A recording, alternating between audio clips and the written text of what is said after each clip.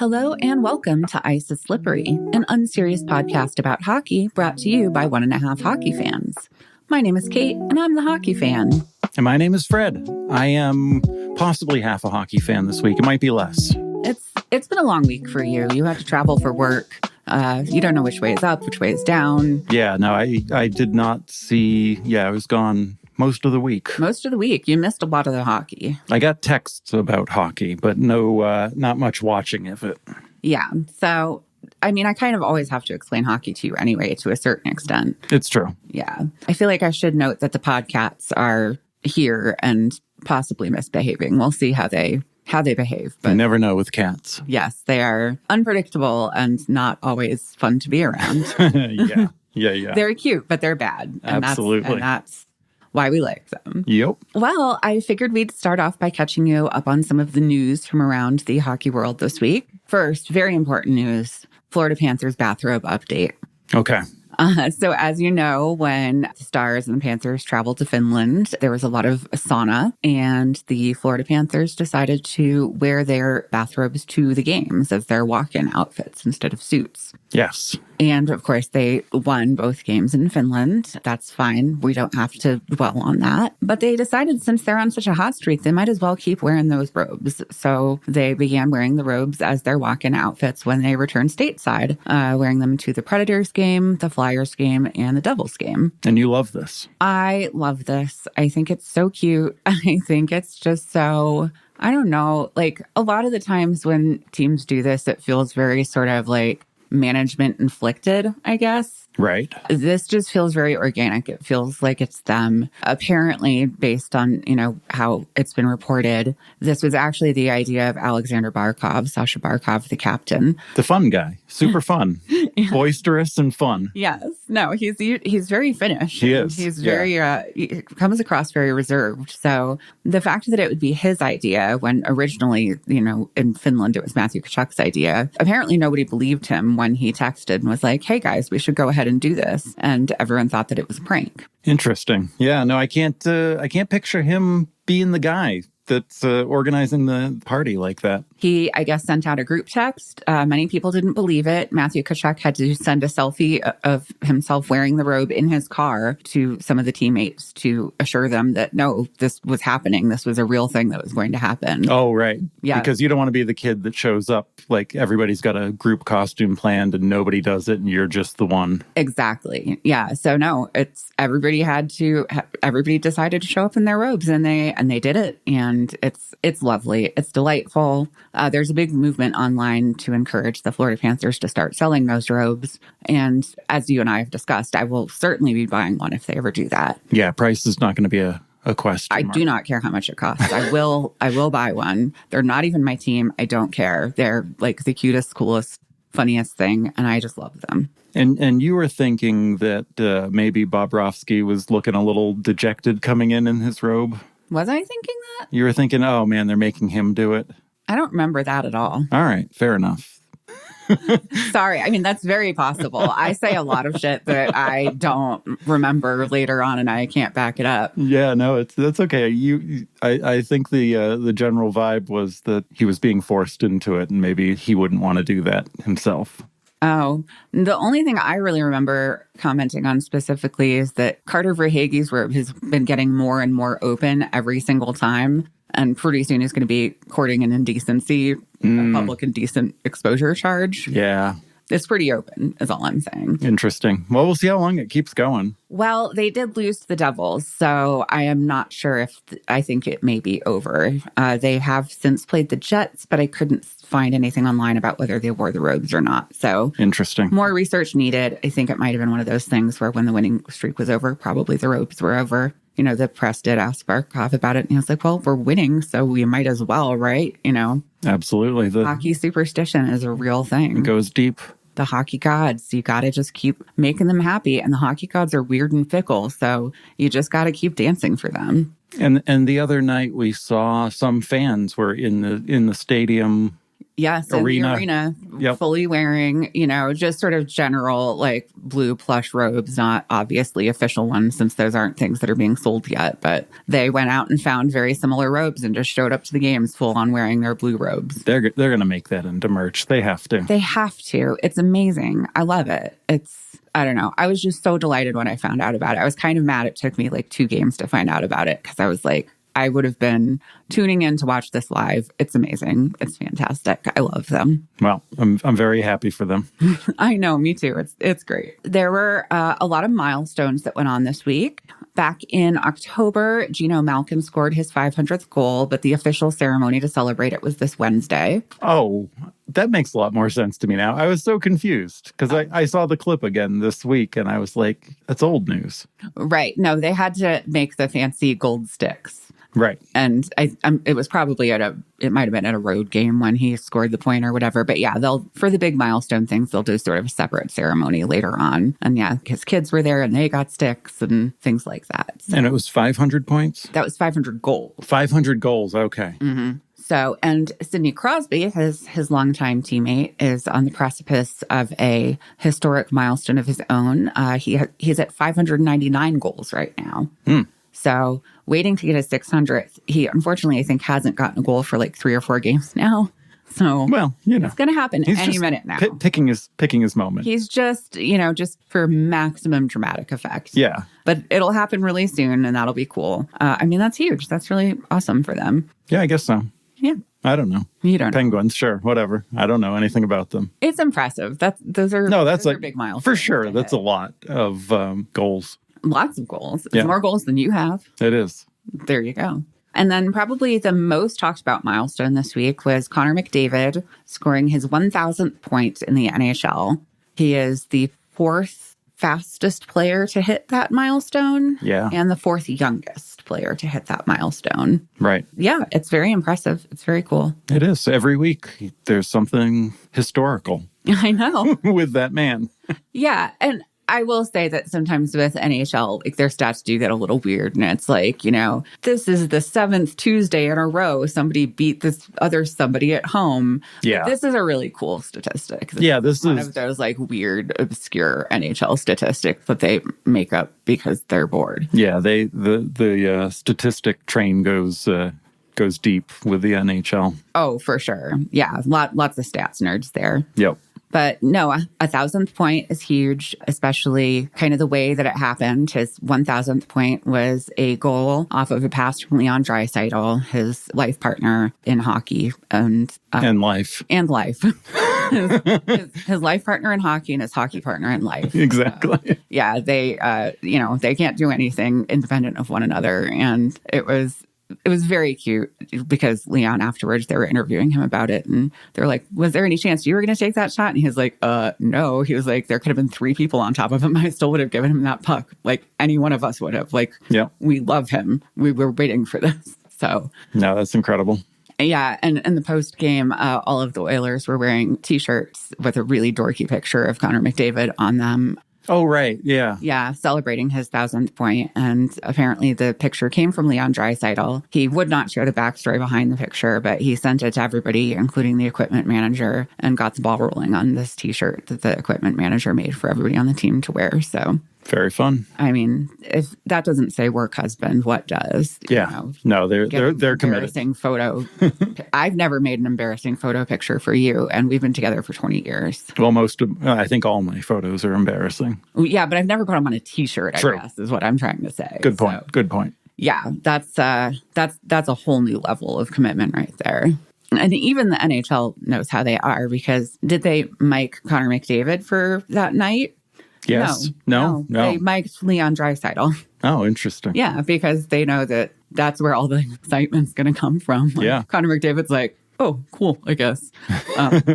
Even when he celebrated, he was like, nice fucking pass to Leon. Like, right. They cannot not celebrate each other. They are completely insane. That Pair bonded. Pair bonded, for sure. Yep. And then I think Nurse had the secondary assist on that goal, which was really nice, too, because the 3 of them have played together basically their entire careers. Nurse started with the Oilers 1 year, then Draisaitl the next year, then McDavid the year after that. So cool. They've all been together for a very long time. Yeah. So I thought it was really nice. Obviously, there are people who are like, oh, Jesus, Connor McDavid again. But I mean, I'm a little like that, but it's fine. it is. I mean, obviously the list of who he's competing against now with that many points is kind of the greats. Yeah, it's what? It's Gretzky and Messier and Travis Konechny. I don't know. I don't know who the four are, but I know who was.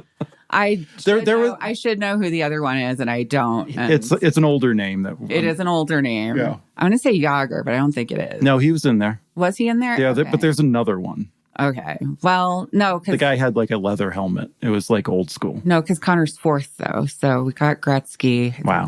We should have researched this. We really should have researched this. This is... Either way, it's about as much as I care about this topic. I would just like to point out that I said right at the very beginning, this is an unserious podcast. So we cannot be held responsible for any misinformation that we put out. Yeah.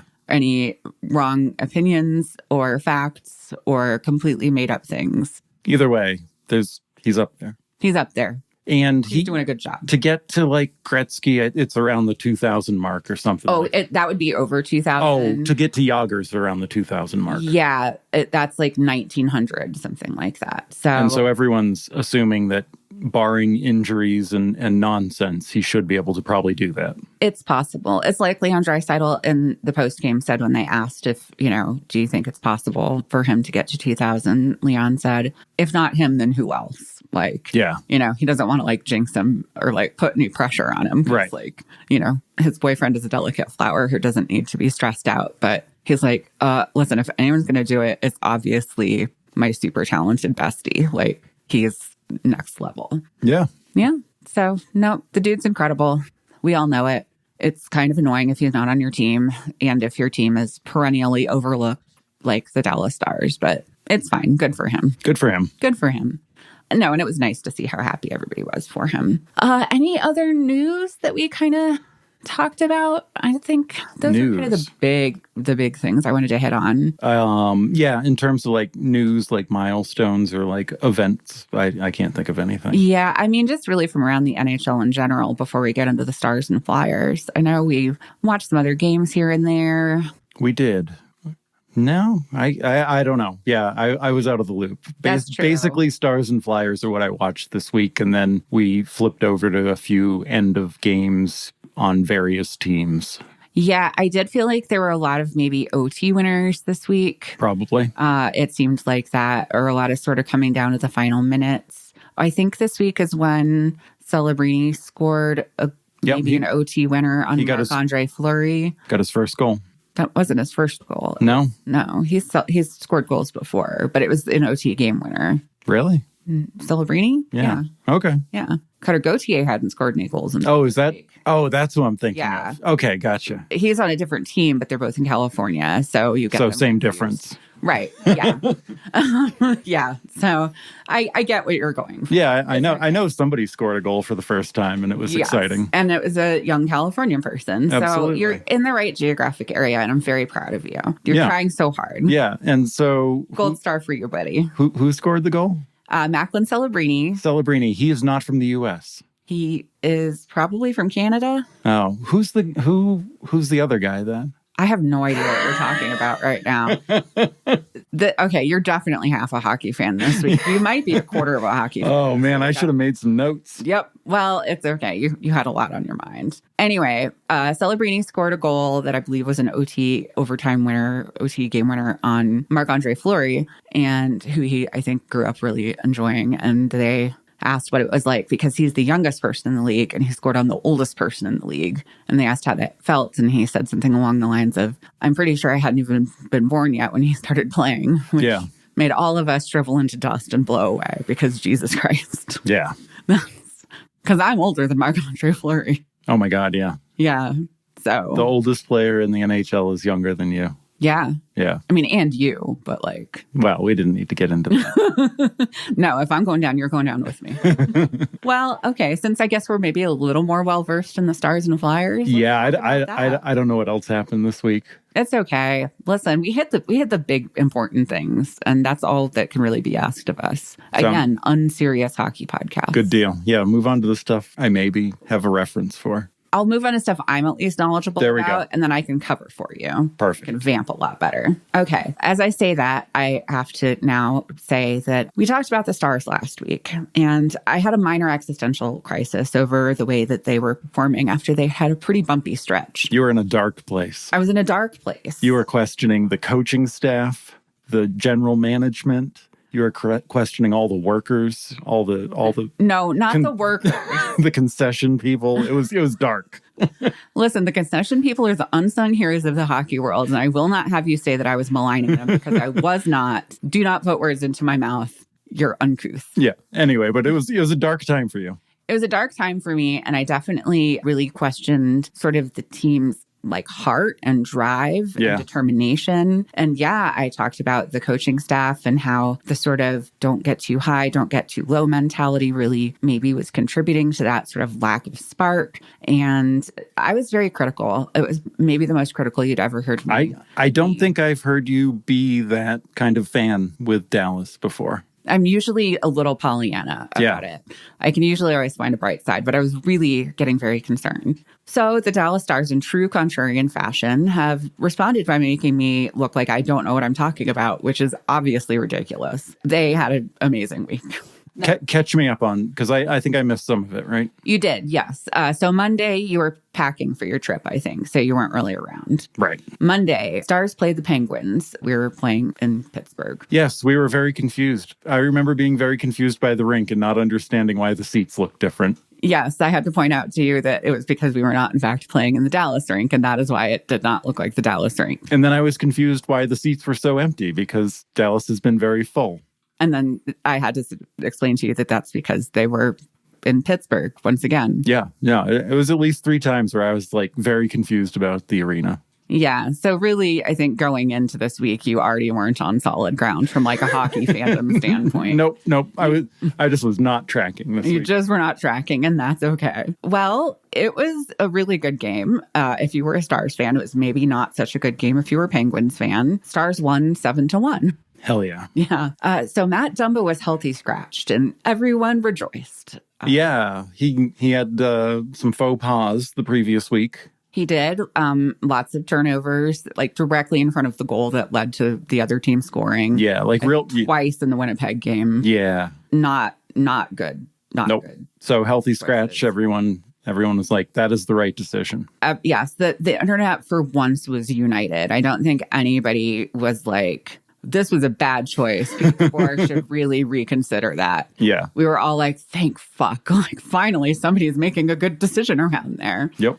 So Matt Dumba was healthy scratched, and we looked defensively really strong, probably as a direct result. You know, he's not a bad dude, but like he's been a defensive liability, and that's all I'll say about that. Yeah. He's been a liability throughout his career, I guess, from... Certainly the last couple of years, from what I understand. I didn't pay too close attention to him other than, other than hating on him. Other than being a hater. Right. So I can't speak from a place of authority, but from what I understand, his play has gone downhill in the last few years. Well, Miro Heiskanen has had a very rough start this season, a bit of a scoring drought, as in he had not scored any goals this season yet.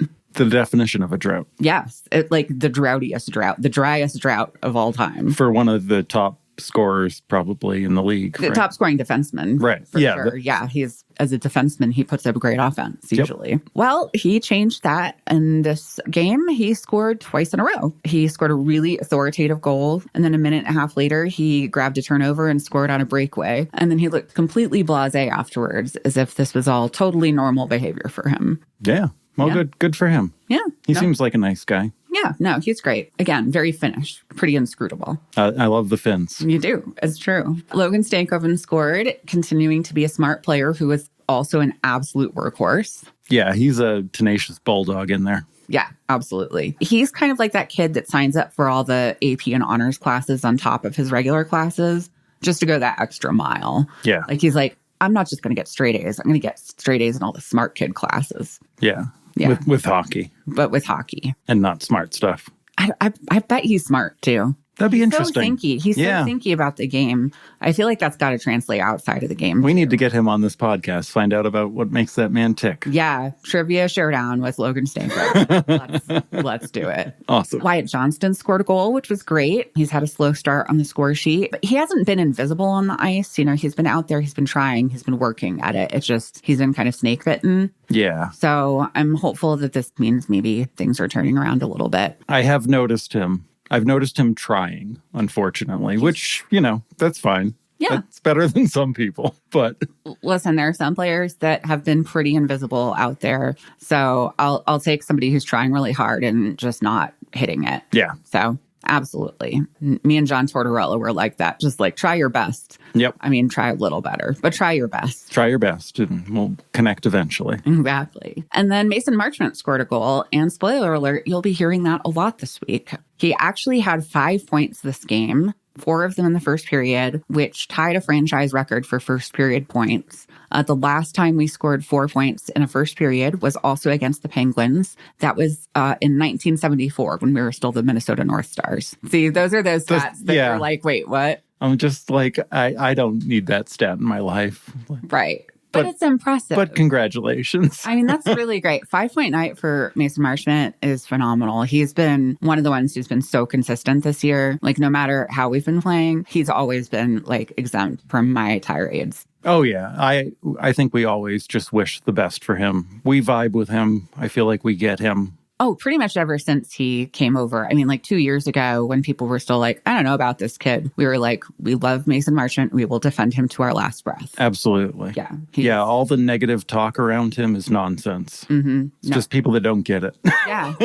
He's misunderstood. Yeah. He does a good job. You just don't get him like we do. Exactly. So, no, it was a really, really great game, again, if you were a Stars fan. So that was Monday. Thursday, we played the Bruins at home. Mm-hmm. And we won this game 7-2. So that's 2 7-point games that are, 2 7-goal games in a row for us. Yeah. And so I missed this one as well. Yes. I was this flying. one you were actively flying Yep. back at this point. So, the Bruins have not been their best this season, but this was another huge win for us just because we've had sort of ongoing struggles with our offensive production. I do think it's notable that Dumbo was once again a healthy scratch this time. Healthy scratch, 7 points. Boom. Yeah, that's, make of that information what you will. It's not, I know, like enough time has passed to know, but, 2 data points is just 2 data points. But still, just interesting. That's Interesting. all. Yep. We'll follow that storyline.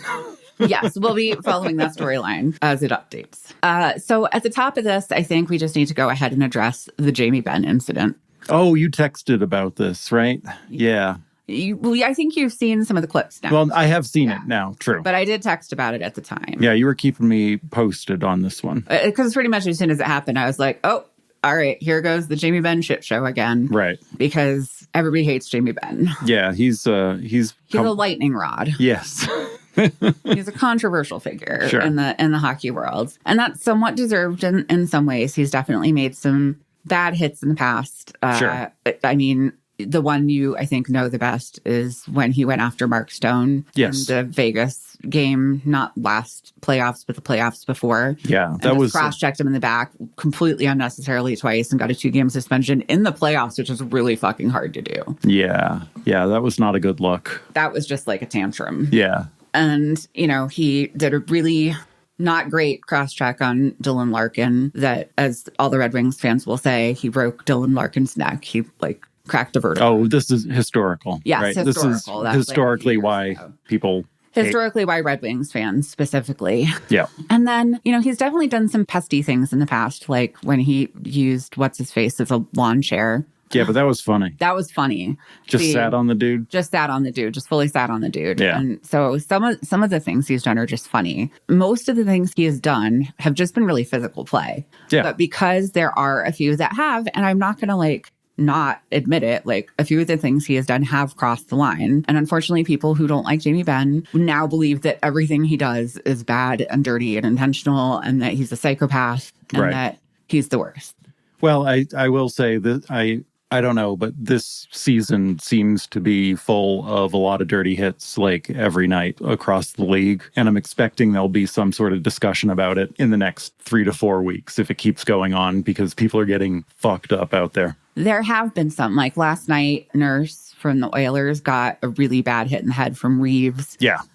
We already know that notable dirty player Reeves. Yes. Right. They already have, the Department of Player Safety has already announced that they are reviewing that play. It's not going to be an in-person, so it won't be more than a 5-game suspension, but it's likely that there will be some kind of suspension involved. Yeah. Which, it was a shoulder to the face. It absolutely should be a suspension. Yeah. Nurse looked messed up after that. Yeah, no, he was completely, I mean, his face was just bleeding. He was completely stunned. It was not good. And that was, we had another bad head hit last week. So there have been some not great things that have happened. Yeah, it's going to be a conversation eventually if it keeps going down like this. It is. So I guess to sort of get into this hit, Jamie Benn laid a really hard hit on Brandon Carlo, who went into the boards hard and at a weird angle. Yep. Now, it was admittedly a boarding call. He hit him in the numbers close-ish to the boards and went into the boards. So for sure. Brandon Carlo does have a concussion history too. So I get why people, especially Bruins fans, would be sensitive about that. Like, sure. I have a history of concussion. I'm terrified of head injuries. I get it. Like, that's why we don't let you play hockey. I mean, you barely should let me walk around the house. I'm very clumsy. It's a problem. Yep. So I can see why it looked like a really bad hit. But once you looked at it again, it was more that Carlo just kind of braced himself really far away from the boards, like he was trying to put a reverse hit on Jamie Benn. Right. And you can't really put a reverse hit on Jamie Benn. Dude's a train. I don't know. It wasn't a great response to the hit, basically. He didn't put himself in a good position. So initially it was called a 5-minute. The refs reviewed and they took it down to a 2-minute, which everybody's completely outraged about, because at that point everybody's already like, that's a suspension. He should be kicked out of the league. Yeah. I mean, I've seen some comments about it, and most people are like, yeah, the guy kind of did himself dirty by the way he was standing, and like, it wasn't a major. It sucked, but it is what it is. But there are people who have very big feelings about Jamie Benn. Yeah, right. And so as soon as they see it, they make up their mind about it. And then it's just, that's what it is. And it's the dirtiest, and he's the worst, and he's a monster, and yada, yada. I mean, it was to the point where people were doing totally cool and normal things, like looking up his public property records and putting his address online to dox him. Wow. Because that's super normal. That is normal. Yeah. I don't get it. I mean, I will credit the moderators in the Bruins subreddit is that they were immediately deleting that stuff and banning people who were doing it. But that's unhinged behavior. Yeah. And, they reviewed it, right? They reviewed it. I mean, not that I necessarily have agreed with all the reviewed calls over time, but I do feel like there was enough technicalities that I don't understand. Right. For me to be like, okay, I guess that was an okay hit. There have been plenty of okay hits where I'm like, oh my God, that's okay? Are you kidding me? For sure. No, and I get that. And there have been times where I've disagreed with the refs, ruling on a thing. And it's possible that they were right, but it just looked so bad and I was so emotional that sure. Nothing they said would have been able to convince me. I get it, but just the amount of outrage to a really weird degree has definitely made me reevaluate how I'm going to respond to hits and just sort of general reffing calls in general going forward, because I don't want to appear as unhinged to some of these people that I was seeing. I mean, there were people in this thread going, oh, well, that's a career ender. Brandon Carlo will never play again. He was back the next period. People are... he didn't even go out for the rest of the game. He was back, it was a couple minutes before the end of the period, and then he was back the next period after intermission, and he was fine. Everybody just maybe needs to calm down a little bit. And I'm saying that as a very dramatic person myself. I don't know if people can calm down with sports. I feel like that's what's always kept sports at an arm's distance from me. Yeah. Is just the wild, passionate... The mood swings. The mood swings on things that you can't control and are just part of it. It's, I don't know. I'm with you. People need to calm down. I said that night online somewhere that I don't know if there's anyone more dramatic than hockey fans. And I say that as the parent of a teenage theater kid. Right. It's a lot. Yeah. Well, that did lead into a fight between Ben and Zadorov. All right. I did see that. Yeah. Yeah. And, Who fights Zadorov? Man, that dude's a tower. that's the thing. Like, love him or hate him, Jamie Benn will fight a motherfucker, and he does not care. Like, Jamie Benn's a big boy, and he looked very sort of dainty next to Zadorov. Yeah. Zadorov's huge. He is a mountain of a man. The Jamie Benn haters on Reddit were posting clips of the fight, and they were editing out the first part of it where Jamie Benn was laying down a lot of hits, and only posting the very end where Zadorov started to get some hits in, because it's not enough to be like, oh, Jamie Benn's dirty.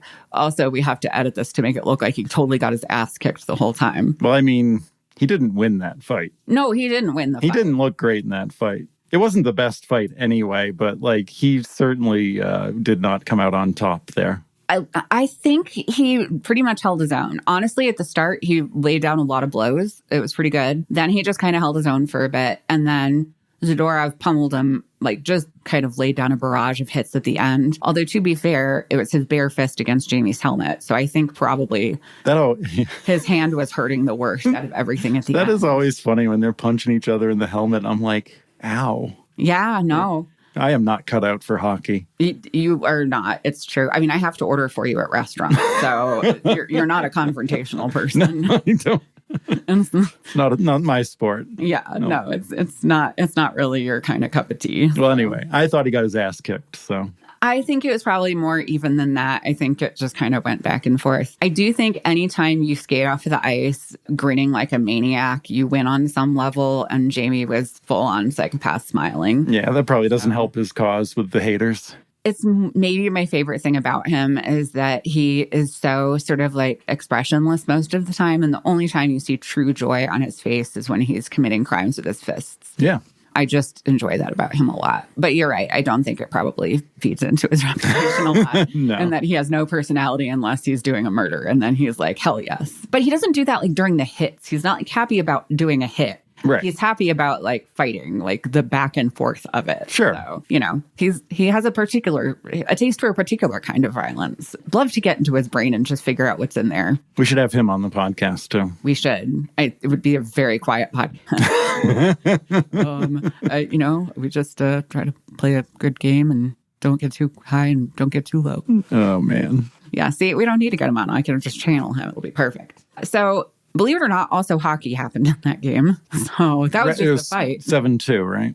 7-2, yes. So the first period opened with a goal from Matt Duchene, who scored off of a really cool one-handed pass from Mason Marchment. Yep. Who was kind of just like coming around the back of the net. Razor was like, oh, he's like worked on his balance. Like, usually he would be falling down. He's got a high center of gravity. He's he's got that SUV rollover syndrome. He does. Yes. Mason Marchment is an SUV. He will roll over very easily in like a low speed car accident. And he's going to flail back. And he's going to flail his arms when he does it and get an embellishment call. He is. And it's not his fault. He's just a Gumby looking motherfucker. He's just trying to get his balance using his arms. Yeah, he can't help it that he's lanky. Yep. Everybody leave Mason Marchment alone. I am Mason Marchment's attorney and he is innocent. Absolutely.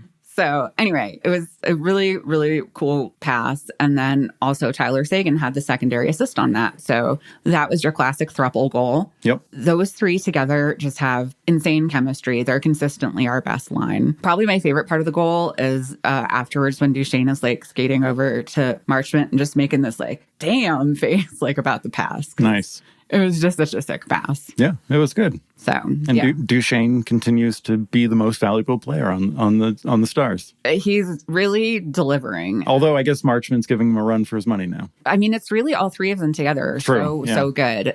Maybe Duchene has the edge on scoring, but Marchment's assists are crazy, and Tyler's a little quieter, but like his goal percentage is next level. Right. And he's always like in the mix and doing assists and things. And he can also score without them. Like he scores off of assists from other people too. Mm-hmm. But obviously he's best with them. So yeah, the three of them are just great. I don't have any issues with any of them. So I love it. The refs called a penalty and ruled that Dodonov should get a penalty shot. And it was admittedly a pretty weak call. Yeah. But it was. Yeah. Yeah. I did. Yeah. I remember now. I have seen all these highlights, haven't I? Yeah, we watched some of them last night. Yeah. It was I wrote just shrug emoji because, like, what are you going to do? Right. Sometimes you get a weak call and it goes in your favor, and then sometimes it doesn't. And this was one that sort of went in our favor. It turns out that Dodonov was 3 for 4 on penalty shots in his career up until that point, and now he is 4 for 5 on penalty shots because he made that one. He just smoked it. It was so cool. Yeah, that was awesome. I guess they asked Tyler Sagan about this in the post-game interview. Did you know how good he is on shootouts? And Tyler's like, did you know you have 4 for 5 on shootouts? And he revealed that they called Zadonov Poppy. So that makes me feel better because I feel very awkward calling him Daddy. Oh, yeah, they do say Daddy. Poppy. Yeah, Poppy's better. Yeah, I think that's better. I just am going to keep calling him Dodonov. Yeah, I think that's the easiest way to go. I'm just old. Yeah. I'm going to use proper names. Stankoven scored once again, and it was just another one that was like a pure persistence kind of goal. Oscar Beck had his first NHL goal. Again, this one was like a really cool one-handed shot right into the goal. So we're being fancy. We're being footloose and fancy-free. He also gave the smiliest post-game interview ever, and it was very sweet. I honestly don't know who he is. He's one of our new boys. He's one of our...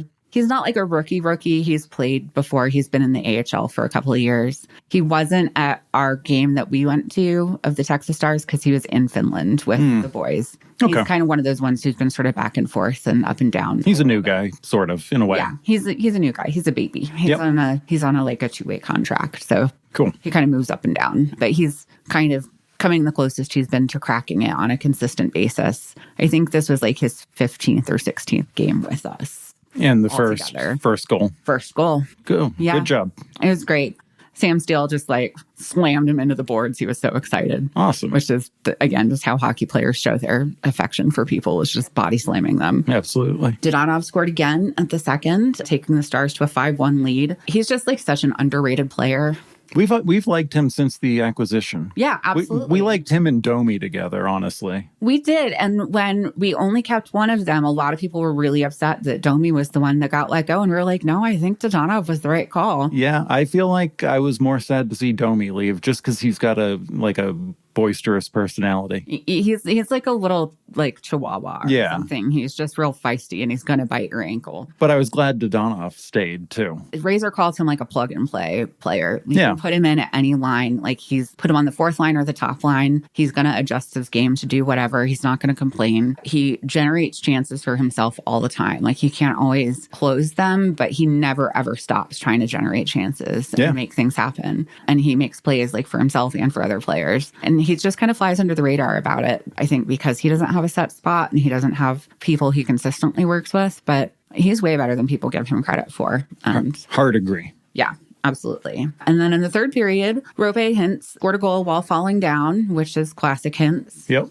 And then Mason Marchment, once again on the board, scored the 7th goal of the game, continuing his streak of incredible play. So yeah, quite the game. It seemed like everybody was going to get a chance to have a goal that game. It kind of took me back to last season where just our offensive capabilities were so deep that, as long as multiple people were clicking, it doesn't matter if your top performers are scoring, because if just like, 5 or 6 people are chipping in a goal or two, then you're completely dominant. Pretty much. And if you compare that with good goaltending and good defense, then it's even better, and which we had in those games from Otter. And also we had a lack of Dumba creating, massive turnovers. So. Yeah, right, exactly. And was this against Swayman? Yes. Oh, mm-hmm. He's having a rough, I mean, the whole team's having a rough time. So yeah, but there were definitely a couple of goals that I think he would have liked to have back. So. Yeah. Well, he just needs to play better, I guess. I mean, I'm sure people on YouTube have opinions. Yeah, I still wish him well. He's great. I wish him all the best anytime he's playing any team except for the Stars and the Flyers. Yeah.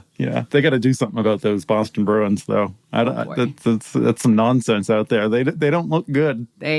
They look pretty sad. We talked about it, but, everybody's starting to talk about, okay, it's about that time of year when the first NHL coach usually gets fired. Who's it going to be? And pretty much everyone agrees that it's not looking great for Jim Montgomery at the Boston Bruins. We tuned into one of his post games, and I can't remember what post game it was. And he was just like, I don't know why we're not winning. And it's like, cool, that's your job to know. I think it was the one after this game, actually. Was it? Just he had 1,000-yard stare. I mean, he looked like dead man walking. Yeah. It's things are not great for him. No, that when that's your answer to the first question, I don't know. Yikes. Yeah, it's not ideal. Yeah. So, well, it takes us into last night. Stars played in Minnesota at the Wild, and we made it a perfect week with our third win of the week. Yeah. Yeah. And 3 wins in a row. I watched most of that game, I feel like. Maybe not much of the second, which is typical. Typical, yeah. But yeah, I was definitely watching. Yes. This game was not a blowout. We did not score 7 points again. It was much closer at final score of 2-1. But I think it was one of our best efforts this season. We had some of our most sustained stretches of consistent, fast-paced play. The Wilds have actually been really good this season overall. Right. And they felt like they had really resilient play. Like, we'd score a goal and they would just brush it off immediately and go back to playing really, really hard. So we never got to sort of coast. We had to keep matching their energy, and we did. And it made us play better. Yeah. It never felt like Minnesota was playing from behind. They just happened to be behind, but we're still playing their game or whatever. It really felt like it could go either way right up until the end. The end was stressful. Yeah. It was really stressful. Otter had some great saves. I would say both teams really played pretty evenly. There were some chances the Wild had that just went off the bar. Yeah, they honestly, there were 2 or 3 where it's like, ooh, that probably should have been a goal. Yeah, I think the only reason I feel okay about it is because we also outshot them something like 38-19 or something. So yeah, the Stars felt dominant, but not like untouchable, I guess. Yeah, I think that's a really good way to put it. They were just really, I don't know, it was just really fun to watch them. That was the most fun I've had watching the Stars all season, for sure. Definitely agree. I was not frustrated watching them play at any point, and when I was stressed, it was a good kind of stress. It wasn't like, oh god, they're going to give it all away here. It was like, ooh, this is a match. All right, who's gonna do the thing? Oh, it's the Stars. It was a good game. You just want everyone to play a good game, and everyone played a good game. They did, yeah. It's like your kind of ideal game of hockey. Yeah, I enjoyed them on offense and defense, and I also enjoyed watching the Wild on offense and defense. So yeah, I think overall it was really great. The Stars played with a lot of sort of character and gumption, which is something I haven't necessarily seen from them at certain points of the season. Right. Dumba was back in, which, which you were very concerned about. Everybody was. Razor kind of pointed out that Matt Dumba played with the Wild for a really long time, and that Pete's a really kind of good guy as a coach. He's not going to just sort of take into consideration, just the game, but also that it's going to not look very good to scratch Dumba against his old team. And it's not going to make him feel good or like build up his confidence as a player. Right. So you know what Torts would have said to that? Fuck that. Whatever. Yeah. I can't be adjusting things based on people's feelings. He would have been like, he played for the Wild? I didn't know. I don't care about that. Yeah. Well, that's good for, yeah. I mean, he's on the team. He should play, I guess. I don't know. Yeah. I mean, he did contribute in the sense it was a very fighty game. Yep. In the first period, Jake Middleton and Brendan Smith threw down their gloves and had a fight that didn't have a lot of style, but it did have a lot of stamina. Stamina, sure. It just went on too long and they just held each other a long time. So pretty standard hockey bros. Yeah. Yep. Yeah, it was not a great fight. I was like, come on, do something. Yeah, I watched the highlights again this morning, and the Wild announcers seemed to think it was pretty good, but I think that they were just being generous. Yeah, it was not a great fight. We still don't even know what caused it. I think somebody said something to somebody because all of a sudden it was like there was a face-off and then there was just dude skated like halfway across the ice to go fight him. Yeah, it was. Right? I'm not sure what's going on. And it's funny because like Brendan Smith is another one of our really smiley players. So it's always funny to see him throw down. I feel like you've said this year too, the Stars aren't fighting much. No, the Stars haven't been fighting much before this. Last year, we were like, the least physical team in the NHL. We had the fewest fights and penalty minutes by a long shot, I'm pretty sure. Right. And a big thing that Jim Nill was trying to do when he brought in Yabushkin and Smith and Dumba this year was he was like, we need a lot more of a physical presence. So that has been working. We have had, I think we've already in the last 2 games, we had 4 fights we only had 8 fights all of last season. Wow. So, and that's a place where, obviously, like, we're more of a skill team than a like fisticuffs kind of team, but you have to still have a level of physicality in the hockey world. And that's been a problem for us, especially during the playoffs, which is when we really start to lose steam and everything like that. We need to have those physical players in there that can really kind of push the other team around. So yeah, they've been doing that really working well. working out, I guess. But yeah, lame fight, whatever. Well, Dumba, though, did have a much better fight with Zach Bogosian. Okay. I think Dumba maybe put down a hit and they fought, but Right.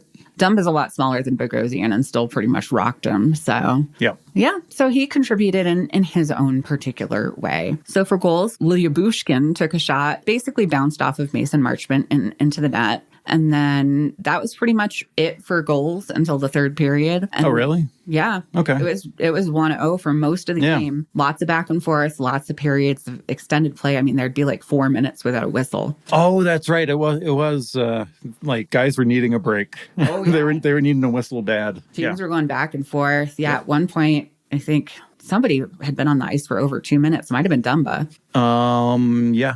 So it was intense, even for a low-scoring game. With about 8 minutes to go in the third, Mason Marchment scored again. He proceeded to skate into the glass and kind of chest bump it in front of 2 kids. And then he turned around to smile at his teammates. And then this kid behind him just sticks his tongue out and shoots like both middle fingers in his direction. It was pretty funny. It was amazing, instant classic. Yep. There's screenshots of it. I'm pretty sure the Stars social media posted it. Just a kid doing the double middle fingers behind Mason Marchment as Mason Marchment grins. It's just like the most chaotic thing you can think of. And it's Yeah, no, it reminded me of the guy who's staring down the other team people, but it was like more fun. It was just bouncing up against that glass and being like, boom, in your face.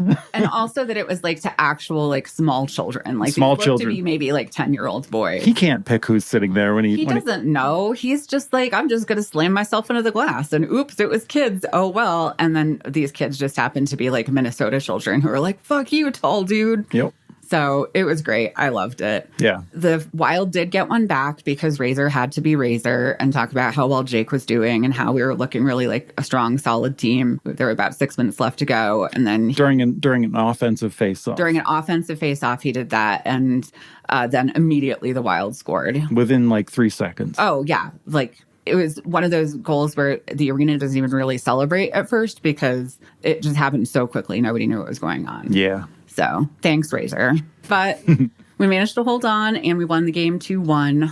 Yeah, admittedly, some good puck luck, but we really dramatically outshot the Wilds over the course of the game, 40 shots to 23 shots. Probably the coolest play of the game was not an actual goal. It was Logan Stankoven with an almost goal. Oh, hell yeah. That thing was cool. It was so cool. I don't even really know how to describe it. He was skating and then kind of He did like a spin and like was gonna backhand it into the goal. Passed it to himself with like a bounce. Yeah, it was wild. He passed it to himself like on a bounce, took it down, and then did a spin and then sort of backhanded it towards the goal, not looking, and it almost went in. Yeah, Gustafsson saved it, but it still made, instantly after the game made the NHL like shorts as a highlight, and it said almost the best goal of the year. Right. It was that good. No, I was as soon as I saw that, I was like, are you fucking kidding me? What? Like, I mean, that's like Connor McDavid level kind of like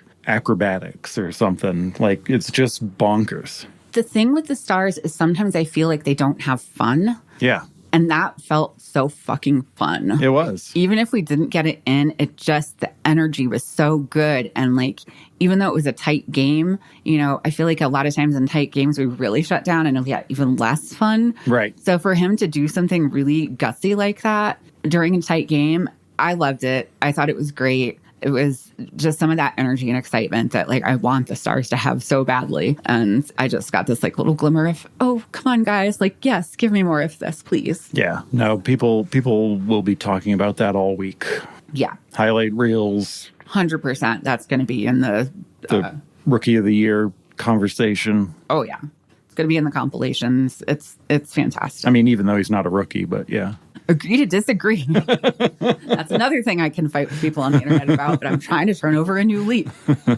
All right, so let's move on over to the Flyers. That's my team. That's your team. So the Flyers also had a really great week. They did. They had 3 games, and guess what? They also won all of their games. That is surprising. I mean, I don't think anyone was more surprised than the Flyers. Yeah, they seemed pretty shocked. Yeah. So definitely it was not as, I would say, a dominating performance as the Stars' performance. No, definitely not. No, because... Yeah, well, continue. Well, we'll start with Monday's game, which was the Sharks at the Flyers. Flyers won 4-3. So the sort of goalie roulette continued. Sam Urson was back in the net after, being out for a bit with a groin pull, I believe. So that game, Eric Johnson scored a goal and got into a fight with Gavani Smith on the Sharks in the first 2 minutes of the game.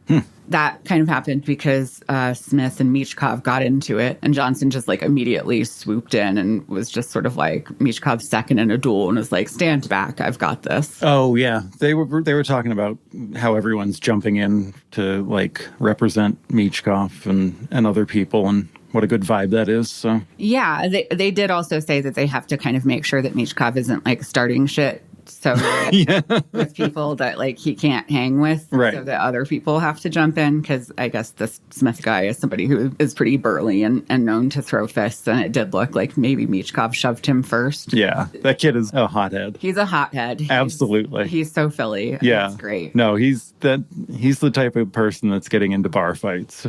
Oh yeah, no, for sure, 100%. Yep. Does not care if he loses. No, he's doing it. Yep. Yeah. He's just going to do his thing. He does not have a lot of impulse control, and that really is very Philly, I think. It's so Philly. He could not be more Philly for somebody who was born in an entirely different country. Right. He's just got the mentality. It's amazing. So yeah, Eric Johnson scored, then TK scored, and then Michkov scored. So the Flyers are up 3-0. Great. Then the Sharks get 2 back. So by the end of the second period, Flyers are still up, but it's only 3-2. Right. Then in the third period, the Sharks tied up with 2.5 minutes to go. So, of course. Because we can't have nice things. Right. So it ends up going into overtime, and then it goes into a shootout. Right. Yeah. Urson made 2 saves. Yep. Michkov scored a shootout goal. Yep. And then TK clinched it with an OT goal. Nice. So TK and Michkov showing up big in that game, 2 goals apiece, 2 in the regular game and 2 in the shootout. Not the most consistent game, but definitely a lot better showing. Yeah, don't think I saw this game live either because of stars and packing and all that stuff. That's exactly why, yeah. But from what I did see when we would flip over, the vibes felt like they were getting on a better track. Yeah, for sure. So, yeah, a lot more playing in fives, as Torts has been talking about. A lot more support, a lot more pinching and forechecking. Not perfect, but hey, all right. Moving in the right direction. Yeah, exactly. For sure. Thursday, the Flyers played in Ottawa at the Senators and pulled a win of 5-4. You were traveling that night. I was. And Friday morning, you said, "Oh, it looks like the Flyers played a good game last night." So yeah, I looked at the chart. I don't know what you call it, the stat sheet, the stat sheet, right? And I didn't break it down by period, and I didn't look at total shots on goal. So it looked hey, everyone was contributing. Everyone did a good job. That was a good game. But apparently that was not the case. Yeah, we watched some highlights and post-game stuff, and everyone was like, wow, that was maybe the worst game the Flyers have played this season. That's so lucky that they won. Yeah, when we saw the broadcasters. Ashlyn and Al. Yeah, they have their little podcast, and they were, when Al said, I'm surprised they weren't stopped at the border for theft. Yeah. Something along that line. Yeah. It was definitely a game that they probably should not have won, but they did, and they did it in really true Flyers fashion. So I think that kind of, I think they should get credit for that. Torts said he was moderately happy with their third period, but the first 2, they didn't have the puck at all. But pretty much, yeah. So the big news going into the game was that Urson had re-aggravated his injury. So they decided to run with Fedotov again. Right. Which was big because, Fedotov, we had pretty much written him off entirely. And then he kind of had to come back in when both Urson and Kolosov were injured. Right. Kolosov's also back, but Fedotov played the most recent good game. So they said, let's give it to him. Yeah. And he really did a great job. Pretty much it's universally acknowledged that if he hadn't played the way that he did, the Flyers would have had no chance in hell. Yeah. Yeah. Torts was happy. Yeah. He said his level of compete was there and not a lot of extra movement. And he was looking good and kept him in it. 100%. He was great. And they did start out strong. Sanheim scored a little over 2 minutes in. And then we disappeared for a while. Right. They looked good in the first 2 minutes and then it was trash right up until the end. Exactly. And then at the end of the second, actually, TK scored on a breakaway. The Sens scored some goals in between. So at the end of the second period, the game was tied 2-2. Mm-hmm. But at that point, the Senators had 27 shots on net and the Flyers had 6 shots on net. Yikes. So, it looks sort of even on paper until you get into that shot breakdown and then you're like, oh no. They were just waiting for quality shots. Just waiting for quality shots. They're just picking their shots. Exactly. That's what it was. So the third period starts and then Ottawa scores twice more. So halfway through the period, they were up 4-2. But Philly hung in there and they tied it up. They had goals from Anthony Richard and Bobby Brink, who assisted on each other's goals, which was really nice. Oh, nice. Yeah. And so the game went into OT, tied at 4 apiece. And then with less than a minute left in OT, Michkov scored the game winner off of a really sharp angled goal and then celebrated in his usual understated manner. Yeah. He's funny. He's funny. I think he's great. Well, I'm glad I didn't see this game. I'm glad they won because it sounds like I would have been stressed. I think it would have been very stressful. I got stressed out just watching the highlights and I knew what happened. So it was a lot. They definitely did do better in the third period, but even so overall, they were still outshot 37-19. Yikes, yeah. So it was intense. Well, but Tortorella did say later that he did like how well the Flyers kept themselves in the game, even when they weren't putting things up offensively. They were blocking shots like crazy. Yep. So it wasn't just Fedotov's goaltending, although he really did make some crucial saves, especially at the end of the third period and in the early parts of overtime. Yeah, good for him. Absolutely. We were very excited for him. I still am excited about him. I'm glad he's doing better. We watched his post game last night and he talked about what he tightened up during his time. Yeah, he's like nothing. I just kept playing my game. I'm great, whatever. The goalie coach said to do some stuff, and I was like, all right, maybe I'll give that a try. That was kind of what he said. He was just like, I just tightened it up. The big thing for him was moving less. Yes. In the KHL, it's like a much faster paced game, and I think they don't have as many rebounds. Right. And there's less traffic in front of the net. There's less traffic in front of the net. From what I understand. The interview was a little... English is definitely not his first language. Yeah. And he did not have a translator or anything, but he was doing his best. Yeah. But it was really conservation of movement. And, he's a tall boy. He makes Mason Marchment look graceful. Yeah, he's what, 6'5", 6'6" or something? 6'5", yeah. That's no, he's bigger. He's, I think, 6'7". Oh, wow. Yeah, because a lot of goalies are 6'5". Otter's 6'5". Oh, right. Yeah, 6'5" is normal. Yeah, he's, I think, 6'7". Man, 6'5" is so tall. I know. I've known like one 6'5" person and they towered over me and I'm 6'2". Yeah. No, Fedotov, like the top of the net comes up to his waist. Yeah. He's a big, big man. And I think it was just really about cleaning up his movements and not doing all of these sort of extra unnecessary movements so he could reset a lot faster. And I definitely saw that a lot. So, one of those ones where you kind of don't know how you win, but you win. So 6'7". Wow. 6'7". Yeah. It's bonkers. So he's 5 inches taller than me and weighs the same as me. That's a lanky boy. Right? Yeah. But obviously it's muscle too. True.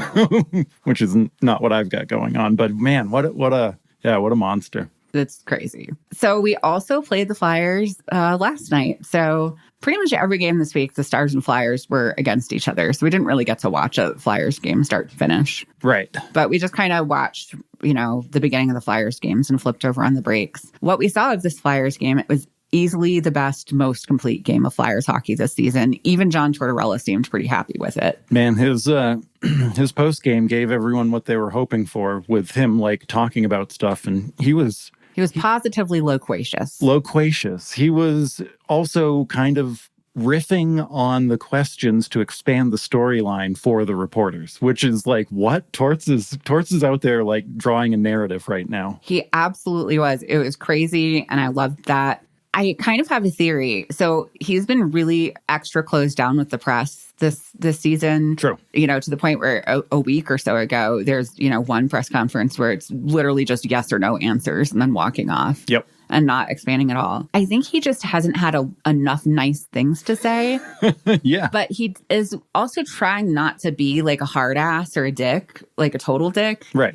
And only say mean things. But he's not ever going to be the kind of person who's like going to be positive for the sake of being positive either. Right. So even last night, even as he was talking about all the positive things that went on, he was still very candid about sort of the negative things that had been happening and that are ongoing and the places where people still need to step up. But it's like he finally had enough good things to talk about where he could do the compliment sandwiches. Right. Like the good stuff mixed in with the bad stuff. Yeah, he presented a full picture. Because there was a lot of referencing, he's like, oh, you remember how I thought about this guy 2 years ago. Like Sanheim, yeah. He's like, I didn't think he was an NHL player. Yeah. Like he wasn't bringing NHL to the table. Oh, no, I think that was Cam York. Oh, either, about. yeah. But yeah. But he's like getting down to that level of detail, which, if you've watched all the interviews that I have with him, you already know these things, but you have to kind of piece it together. But he was like laying it out for people. Like, historically, here's how I felt and here's how I feel now. Like, wild. Yeah. Separately, he did sort of talk about Sanheim's evolution and how he started, 2 years ago. The only thing Sanheim had going for him was that he could skate. Right. He wasn't good defensively. He wasn't good offensively, but he could skate really well. And then since then, he's added all of these other things to his game. And now he's fantastic. And he plays tons of minutes every night and he's really earned it. And he's worked really hard to build those things. And it kind of shows you, when he talks about Jamie Drysdale and how Jamie Drysdale still, it's like doesn't know anything. Right. And you're like, oh, God, that sounds so bad, because Jamie Drysdale's been around for a couple years, but Sanheim had been too. And they both kind of were coming out of organizations where the development was not great. Sanheim's development kind of got overlooked a little bit in favor of other D-men with the Flyers. Drysdale came out of Anaheim where they just kind of needed bodies on the ice. So he got thrown in as a rookie and then just didn't get consistent development along with lots of injuries over the couple of years he's been in. So it just kind of makes me excited to see in 2 years, like, oh, what's Drysdale going to look like and what's Torts going to say about him? Well, I mean, if Drysdale can keep it together. Well, yes. His body. He is made of glass and will never make it through a full season, according to the internet. Yeah, but Torts was beaming with Sanheim. He even made the comment to, if they're not looking at him for Team Canada, he doesn't, know what they're looking at. Yeah, that's super high praise. Yeah, right? I wouldn't even thought of that name for a thing like that. But apparently Torts is out there representing the cause. Yeah. No, that's huge. That's a huge vote of confidence from him. So other big things that happened yesterday, Eric Johnson's 1,000th game. You still don't know who Eric Johnson is. Who the fuck is Eric Johnson? I keep trying to explain it to you and you won't listen. So that's why you don't know. I've never heard of this guy. I heard of him two weeks ago and I was like, is that the guitar player that I know, Eric Johnson? I've never heard of this guy. And then all of a sudden he's a fan favorite and he's been around the league for 100 years. And that's literally what Tortorella said. Yeah. He's been around for 100 years. Yeah. Nope. Never heard of the guy. Don't know anything about him.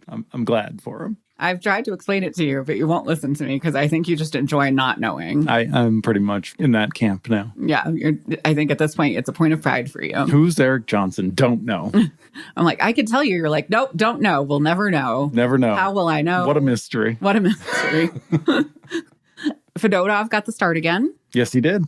So, again, votes of confidence for him. I think Tort said pretty much he's got the backup spot locked. Well, yeah, he did. He still said he's got a small sample size to work with. That is a good point. But things are progressing, and I did enjoy Fedotov's post game being like, I just play my game and I just keep playing my game. Yeah. So whatever. Nobody's told me to do anything. I'm not doing what they tell me to do. At one point he said, I'm pretty old, so I don't think it makes sense for me to change. And I think that's a great point. He's like, I play this way. I've been playing this way for a long time. Yeah, because he's older. What, is he like 26 or 27? Yeah. They kept him hostage in Russia for a couple of years. So yeah, he's 27. Yeah, so he's not sort of a young D-man that you can mold out of clay like Jamie Drysdale. Did you know he was born in Finland? I did not. Well, that's what the Wikipedia says. Well, there you go. Anyway. I learn something new every day. Man, he was drafted in 2015. Yes. Wild. That's why it's taken so long. Yeah. And people were kind of shocked that he got a 2-year, $3 million a year deal from the Flyers, so fast. But it didn't have much of an option because of how long it took to get him into the rotation. Yeah. Anyway, yeah, he's Finnish Russian born, basically, but he considers himself Russian because he lived there his whole life. So anyway. All right. There you go. But yeah, his mom's Finnish. There you go. All right. There. I know something new now. Yep.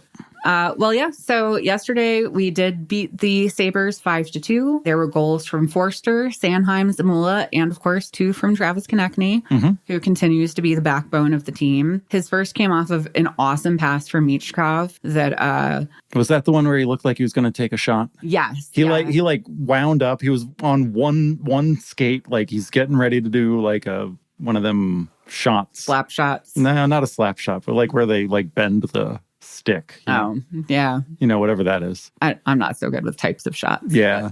But then he just didn't. He just tapped it right over to TK and TK got it in. Yeah, it was great. It was fun. And TK in the post game, basically they're like, so how was that assist from Michkov? And he was like, basically I saw Michkov was ahead of me and he had the puck and I just was like hustled to get up there because I knew he'd make something happen. Right. And it was just getting ready for it. That's all it was. He sure did. Mm-hmm. Yeah, Michkov, he's fun. I mentioned this last night, but like I can tell who Michkov is on the ice by the way he skates. Like he skates kind of like a little goblin or something. Like I don't know. He doesn't look coordinated. He looks kind of new to it, but my God, it doesn't seem to matter one bit. I think it's just kind of as part of his style. It's like he doesn't really care like how it looks like as long as it just gets the job done. Yeah, he's utilitarian. Yeah, exactly. Yeah. So, no, that was great. And then TK also got an empty net at the end after they kind of tried to get fancy and missed the empty net one time. Right. Then they did it again and then promptly got unfancy with it. So, TK has continued to be great. Michkov has continued to be really good. Yeah. It seems like benching him maybe was a good idea. It's almost like maybe John Tortorella knows what he's doing. Yeah. And knows what he's talking about. And it also seemed like, I can't remember who said it, but the benching was in regards to like an incident. Yes, it hasn't been super, super clarified out there, but the word on the street is that the benching came because Michkov was saying some things on the bench, getting sort of mouthy on the bench. I don't know if it was directed to other players or to coaching, but in general, there was some behavior that was not good. And they weren't having it, and so they put him in timeout. Yeah, they're nipping it in the bud. They're like, listen, we don't... Listen, you're 19 years old. Calm down. Yeah, we don't go for these kind of shenanigans. We don't care how fancy you are. Right. You could be the fanciest boy in the league, but you still are a child. So you have to go to the timeout box. Yeah, good for him. That rumor, I guess, did bring up an interview about how he's very competitive to the point where he played table tennis with one of his teammates and lost and didn't talk to the teammate for a whole day. So he's just a kindergartner with an attitude problem and a great shot. Yeah, and a high hockey IQ. High hockey IQ. Yeah, he's flipping tables. He could not be more Philly if you grew him in a lab. He's just like, he's the Philliest hockey player. I love it so much. I love that TK is now like his like responsible father figure. Right. Because I just remember TK from a few years ago. The fact that TK is now like the pretty like responsible veteran on the team is amazing to me. Yeah. It's like he had a couple of kids and now he's just gone from like feral trash raccoon panda to still pretty feral responsible dad raccoon panda. Yeah. Yeah. No, it was good. And we watched some interviews with players. As much as I am wearing a Flyers hat right now and they're my team, like I still don't know half the dudes. Like if you put them in a lineup and we're like, which one's this? I'd be like, I don't know. So we watched Sanheim, I think. Yeah, last night. And what an interesting dude. He seems kind of like he's writes poetry and like makes music and just seemed real introspective. And Very thoughtful, very Yeah. candid, really sort of got into sort of his history with Tortorella. And this was right after Tortorella had been really open about sort of his journey. Yeah. And I was very impressed with how open he was, and it was not at all the usual sort of hockey cliches about things. No, he was, very, very interesting. So now I know what he looks like and I know how he talks, which is pretty cool. That's great. Also, I do remember Travis Konecny giving an interview earlier in the week. I think it was the game where he had the OT shootout winner. And they were talking about how he probably could have had about 3 more goals during the game and they just didn't go in. Right. And they showed them, some of them were like just kind of bad, misses. And, how did you feel about that? He's like an idiot. Yeah, they were pretty wide open. But yeah, idiot was the word. I just really enjoy that about the Flyers players is there's not a lot of artifice to them. They don't seem to hide their feelings as much. Yeah. I don't know if that's sort of a byproduct of Tortorella or like a Philly thing or what it is, but they still are very sort of like team, but they also have personalities and they will let it show. And TK's just like, I felt like a super dumbass. Like they passed it to me and I could have put it right in and I just did not. And they rightfully will make fun of me. Yeah, no, it was good. I do think we should try and get ourselves to Philadelphia to be there and get the vibes. And I need to take in the culture. Yeah, it right. needs to be an anthropological adventure for me. Yeah, I don't think I've never been to Phil. I've driven like around it and I've been to Pittsburgh, but not Philadelphia. So yeah, I've had the Dallas experience now, and that was what it was. I want the Philadelphia experience now. I feel like it's going to be a very sort of immersive experience in a way that going to Dallas really isn't. Getting a cheesesteak and some hockey. The Flyers are playing in Denver tomorrow. That's true, they are. And when I first mentioned that to you, I think you thought I was talking about the Stars. I wasn't paying attention. Yeah, you're like, nah. And then you're like, wait, it's the Flyers? Get in the car. We're going to Denver. So I don't think we actually will because it's a Monday and we're middle-aged and we have jobs and we're very tired. But yeah, we're coming up on Thanksgiving break too. So we need to hunker down and so we can really enjoy. Also, I have a lot of work to do this week if I'm going to take Thanksgiving off. And I just took Friday off because I'm getting a somewhat spur-of-the-moment tattoo. Yeah. So, oops. We'll figure it out. I guess we won't see that one. We will get to watch it on Altitude Sports or what. Oh, boy. We should maybe dig into that. But how do they have these like exclusive broadcasting rights to the Avalanche and like no other teams have this kind of setup? Well, no, it's kind of like how we have the Victory Plus, like with our local broadcasters. Yeah. Oh. It's like a regional sports network kind of thing. But, okay. Yeah. But it's just for Denver. Yeah. Okay. Anyway, I don't know. It seems like they've got more of a lock on it than other places. Probably. I mean, there's no, rhyme or reason to it. But again, we'll save that for the episode on NHL marketing. Why? Yeah. All right. Well, it's been really fun.